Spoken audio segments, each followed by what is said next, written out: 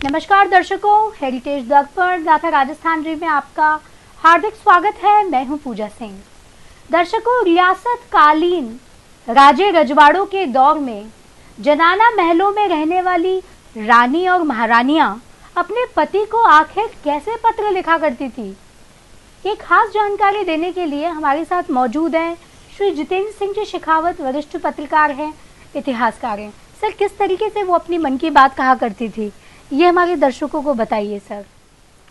आज की तरह तब मोबाइल ही नहीं, पोस्ट ऑफिस जैसे संचार के कोई साधन नहीं थे। वर्षों पहले जब राजे रजवाड़ों का दौर था, रानी महारानियां और कुंवरानी ठुकरानियां जनाना महलों और गांवों की हवेलियों में रहती थी। पर्दा प्रताप बहुत ज्यादा थी, बाहर नहीं निकल सकती थी। उनके पति महीनों तक युद्ध लड़ने के लिए दूर देशों में चले जाते थे। वे बाहर चले जाते तब उन्हें पत्नियों से मिलने की याद सताती।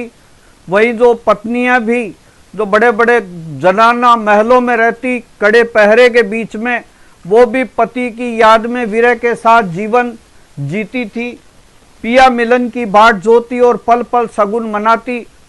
उन दिनों में विशेष संदेश वाहकों के माध्यम से प्रेम पत्रों का आदान प्रदान हुआ करता था।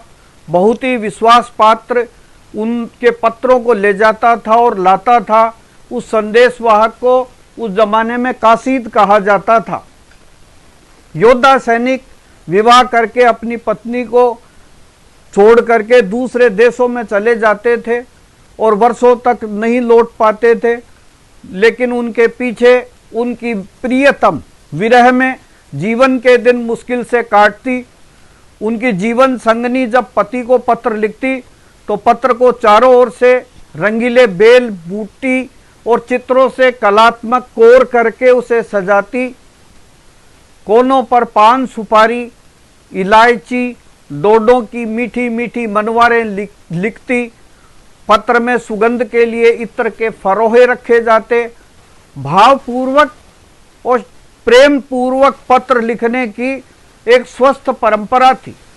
जैसे एक पत्र लिखा गया जिसमें लिखा, जैसे शुद्ध सिद्ध श्री शुभ स्थान, सर्वोपरि मान लायक राजश्री, श्री सुखराज, श्री गुण निधान, गुणों की खान, अति ज्ञानवान, हर गुरु समान, कल्प वृक्ष की छाव, भंडारों के कुबेर, गंगोत्री के जल, दया के विक्रम, रूप निधान, चंद्रमा जैसे निर्मल, श्री रामचंद्र जी के अवतार, श्री श्री 108 श्रीमान घना प्यारा अंदाता हजूर को आपकी रानी का मुजरा मालूम होवे। इसके आगे लिखती थी, अंदाता हजूर जल जीवन सवारी चौकी और पैरा को ध्यान राखजो। आप पर श्री जी रक्षपाल है, पण आपने अर्ज करबो मारो फर्ज बने ऐसा। कि जब भी महारानियों को खत मिलता था तो जनाना महलों में एकदम खुशियों का माहौल हो जाता था।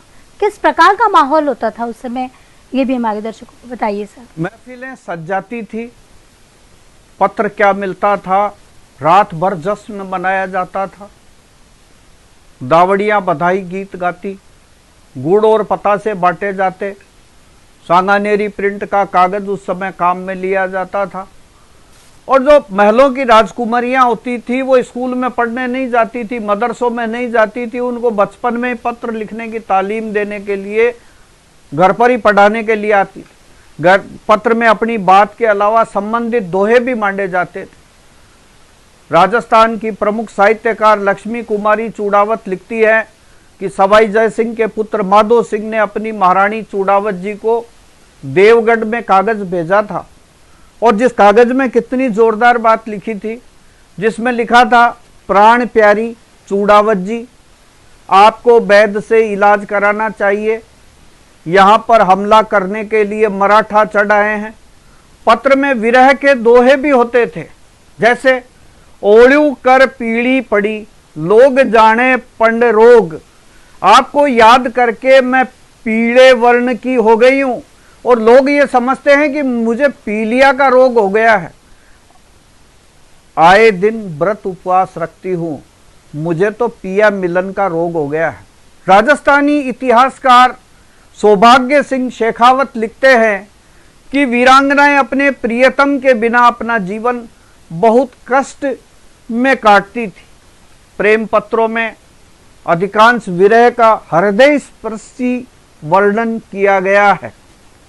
प्रीतम बिरहा पीड़ चित में लागी चालने, बर बाथा उर भीड़ मिलस्या जद होसी मजो। बेघन आला अंग कद चुंबन करण, रच रेशा रित रंग रात दिवस दिल में रहे। सिद्ध श्री शुभ स्थान सो जानब सब गुण निधान, पूगे कागद प्रेम रो प्यारी हाथ प्रमाण। सिद्ध श्री शुभ स्थान सो जानत सब गुण जान, पूगे कागद प्रेम रो प्यारी हाथ प्रमाण। दूसरा है मयण सतावे रात दिन, दीर्घ सारो दिन, अब तो प्यारी आप बिन अंग न लागे अन्न। लेख विधाता लिख दिया बीसे साजन विश्वास, देह हमारी दूर है प्राण तुम्हारे पास। प्यारी प्यारी नेह करूं जब लग घट में सांस, रोम रोम में रम रही ज्यों फूलड़ा में बास। पत्रों के बारे में शोधकर्ताओं ने महलों के संग्रह में रखे अनेक प्रेम पत्रों का साहित्य में अच्छा वर्णन किया है। भाषा शैली और मान सम्मान का इन पत्रों में विशेष ध्यान रखा जाता था। तो दर्शकों, आज जितेंद्र सिंह जी ने हमें बताया कि पुराने समय में जब हमारे पास इतने साधन नहीं थे, किस प्रकार से वो अपनी भावनाओं को व्यक्त करती थी। तो फिर हम आएंगे एक नई रोचक जानकारी के साथ। तब तक के लिए जुड़े रहिए हमारे साथ। बहुत बहुत धन्यवाद आपका।